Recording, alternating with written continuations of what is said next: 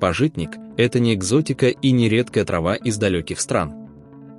Это обычная специя, которая может лежать у вас на кухне, но при этом большинство людей даже не догадываются, что именно она делает с организмом. Сегодня вы узнаете, зачем на самом деле используют пажитник, как он влияет на тело и как правильно его применять, чтобы получить максимум пользы. И самое главное, что по этому поводу говорит наука. Начнем с простого. Пажитник – это семена растения, которые использовали еще тысячи лет назад. Его применяли не просто как приправу, а как средство для восстановления энергии и поддержки организма. И это важно понять сразу. Это не волшебная таблетка, а инструмент, который работает мягко, но системно.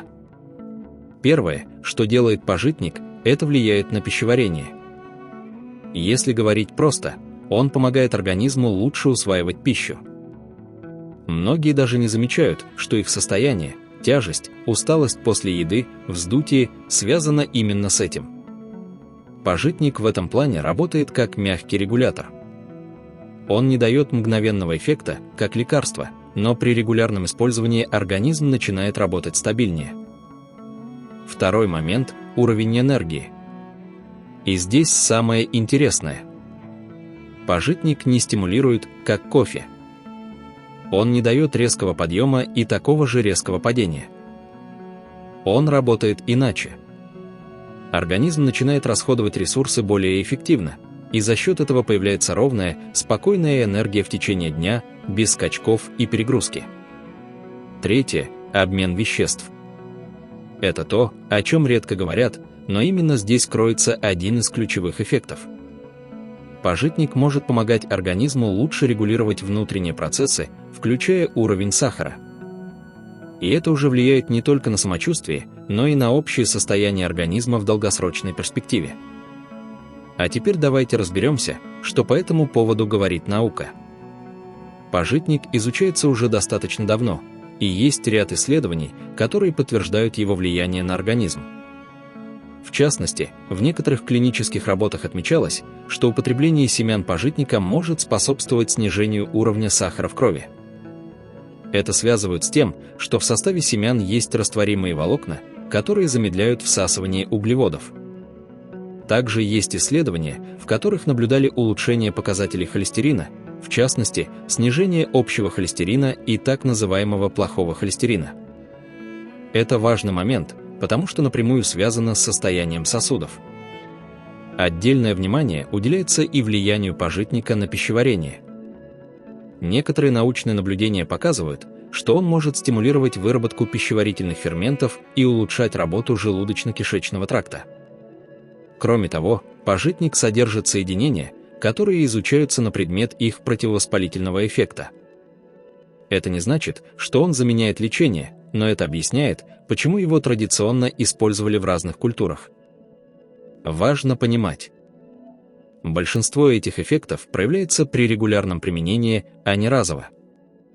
И именно поэтому пажитник не воспринимается как быстрое средство, хотя на самом деле его потенциал гораздо глубже. Теперь самое важное, как его применять, потому что без этого вся информация бесполезна. Первый способ – настой. Берете 1 чайную ложку семян, заливаете стаканом теплой воды и оставляете на несколько часов, можно на ночь. Утром выпиваете – это самый простой и мягкий вариант. Второй способ – чай. Можно просто заваривать семена горячей водой, как обычный напиток. Вкус специфический, слегка горьковатый, но к нему быстро привыкают. Третий вариант – добавлять в еду. Пажитник часто используют как специю, его можно добавлять в блюда, особенно в супы или овощи, это более фоновый способ, но тоже рабочий.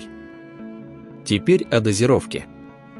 Здесь важно не переборщить. Обычно достаточно 1-2 раз в день. Больше не значит лучше.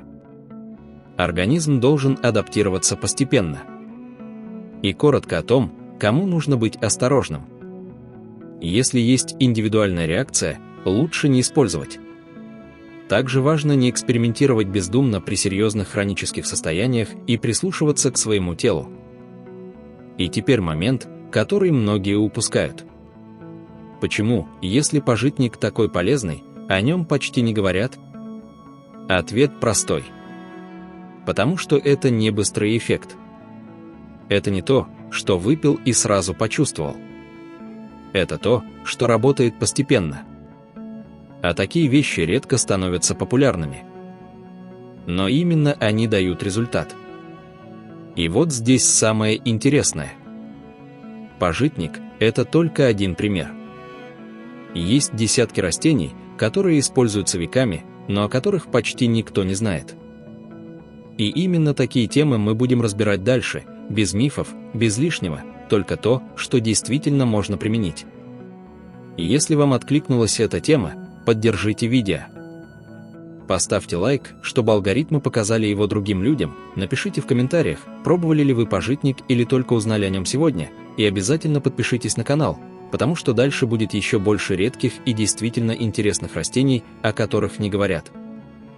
И, возможно, следующее видео вас удивит еще сильнее.